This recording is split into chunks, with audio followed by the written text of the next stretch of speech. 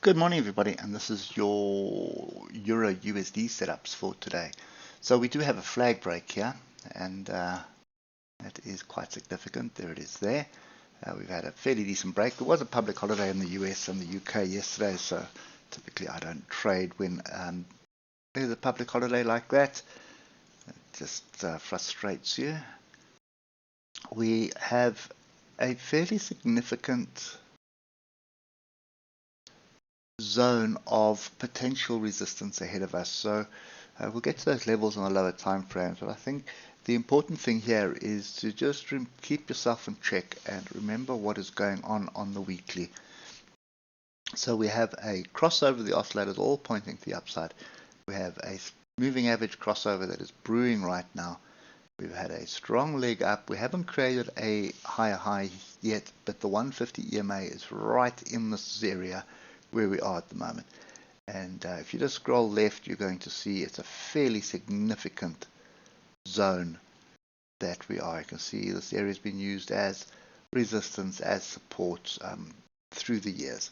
So obviously it's going to take a lot of effort to get through this zone where we are. So you just need to keep that in the back of your head. But when you look at what's been going on, a couple of weeks of strong growth, then we had this inside bar. Could be something, you could read something into it, but for me, I think it's a trend line that we're trying to break. It's a major zone of resistance we're trying to break. So I don't think I want to try and second guess it. So we do need to be really focused on what's happening across multiple time frames. So for me, this is a flag break. Here was a move up. Pull back to test the 150 EMA, and then we got going again last week.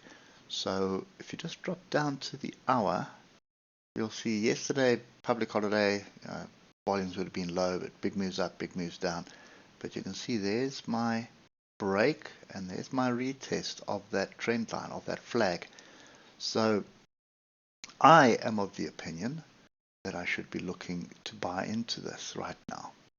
Now the question is, where do I buy from? Definitely don't want to be buying from up here. So if you drop down to the 15 minutes,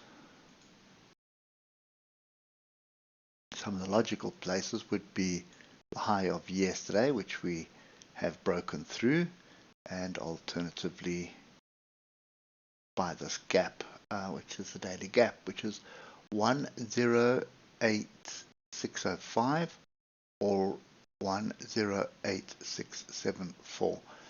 It does look like the ship has sailed here, but it's only 170 points. It's a very small move in the market at the moment.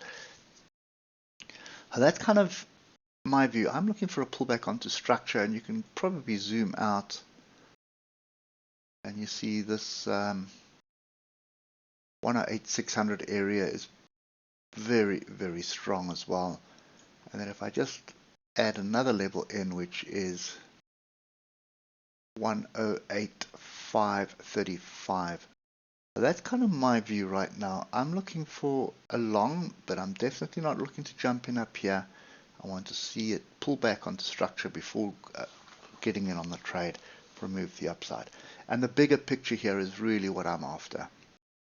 We have a strong move up. Look at a moving average crossover on the daily, flag on the daily, and we have got a daily close, and so far today it is on its way. So I am I'll take it from here just to be conservative, but this is where my mind is. Flag, I'm looking for,